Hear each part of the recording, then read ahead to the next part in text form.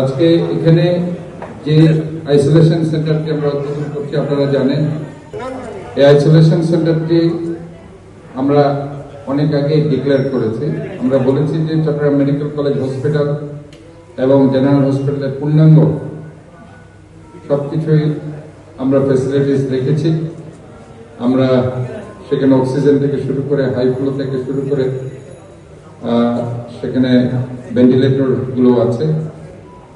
আর এখানে আমরা যেটা ব্যবস্থা রেখেছি, একটা আইসোলেশন সেন্টার, যখন কোনো রোগী অসুস্থ বোধ করবে নিজকে, যখন জ্বর অথবা কাশি থাকবে, অনেক সময় জ্বর কাশি না থাকতে পারে, তার হয়তো শ্বাসকষ্ট থাকতে পারে, কারণ ওমিক্রন এক্সপিভির এটা ডেল্টার চাইতে মারাত্মক শক্তিশালী, এবং সেখানে দেখা যাচ্ছে অনেক সময় জ্বর কাশি নাও থাকতে পারে কিন্তু শ্বাসকষ্ট থাকবে, যেহেতু ফুসফুসে হচ্ছে মেইন অর্গান যেটাকে অ্যাটাক করছে। সো আমরা এখানে র্যাপিড অ্যান্টিজেন টেস্ট করে সরাসরি যদি পজিটিভ থাকে, আমরা এখানে আইসোলেশন সেন্টার আছে যেখানে আমাদের অক্সিজেন সিলিন্ডার থেকে ইমিডিয়েট যে চিকিৎসা ব্যবস্থা সেটার জন্য আমরা রেখেছি। টানা সপ্তমবারের মতো বেস্ট টিস্যু পেপার ব্র্যান্ড হিসেবে স্বীকৃতি পেয়েছে বসুন্ধরা টিস্যু। এখানে মহিলা এবং পুরুষের জন্য আলাদা আলাদা আমরা ব্যবস্থা রেখেছি। কাজেই এই সুবিধাটি আমরা দিচ্ছি, এবং পাশাপাশি এখানে ডেঙ্গুর জন্য আমরা ডেডিকেটেড করেছি যে টেস্টটা আছে ডেঙ্গুর জন্য, অ্যান্টিজেন টেস্ট, সেটাও কিন্তু বিনামূল্যে আমরা করে দিচ্ছি।